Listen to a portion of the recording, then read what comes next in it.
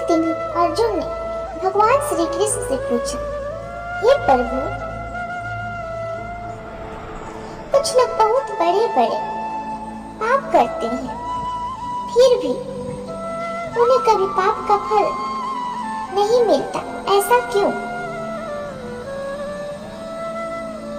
श्री कृष्ण मुस्कुराए और बोले, आओ अर्जुन, मैं तुम्हें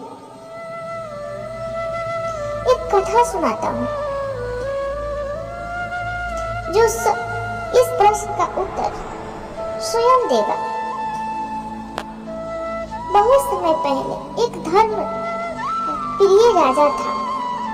एक दिन उसने अपने राज्य में एक यज्ञ आयोजित किया और सभी ब्राह्मणों को भोजन के लिए आमंत्रित किया।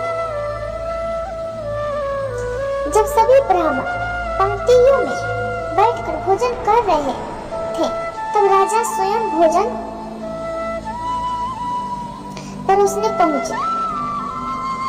पंक्ति के अंत में बैठे एक ब्राह्मण को राजा ने स्वयं भोजन परोसा। उसी समय आकाश में एक चील मरे हुए सांप को अपने पंजों में दबाकर उड़ रही थी। संयोग से वश में उस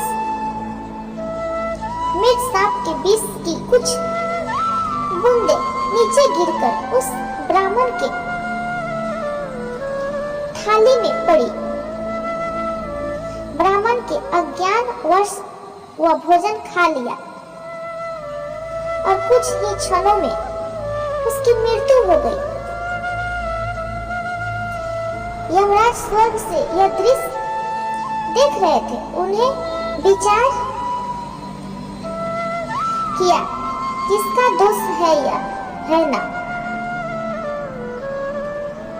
तो ब्राह्मण दोषी था, न राजा जिसने संभावना से भोजन परोसा, न चील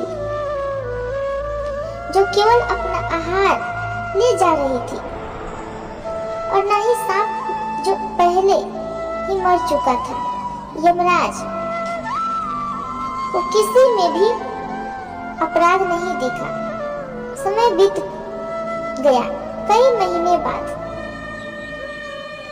कुछ ब्राह्मण उसी राजा से मिलने राजमहल की ओर जा रहे थे। मार्ग में उन्हें एक स्त्री मिली। उन्होंने उससे राजमहल का रास्ता पूछा। वह स्त्री व्यंग्य स्वर में बोली, वही राजा जो ब्राह्मणों को भोजन में जहर देता है। बस इतना कहते ही यमराज ने उस स्त्री को ब्राह्मण हत्या का दोषी घोषित कर दिया। कि हम दूत आश्चर्यचकित होकर बोले, प्रभु, इसने तो किसी की हत्या नहीं की, केवल एक बात कही, फिर यह दोषी कैसे हुई? यमराज शांत स्वर में बोले, राजा चील सांप किसी के ने भी जानबूझकर पाप नहीं किया, पर इस स्त्री ने निंदा में सुख पाया। यही पाप का वास्तविक बीज है। जहाँ किसी के पतन की बात करने में मन को आनंद मिले, वहीं से पाप जन्म लेता है। याद रखो अर्जुन, पाप केवल कर्म से नहीं होता, भावना से भी होता है। और जब मन किसी के दुख या पतन में सुख अनुभव करने लगे तो समझो आत्मा के पतन की शुरुआत हो चुकी है। अगर आपको यह कथा अच्छी लगी तो लाइक करें और कमेंट में जय श्री कृष्ण जरूर बोले।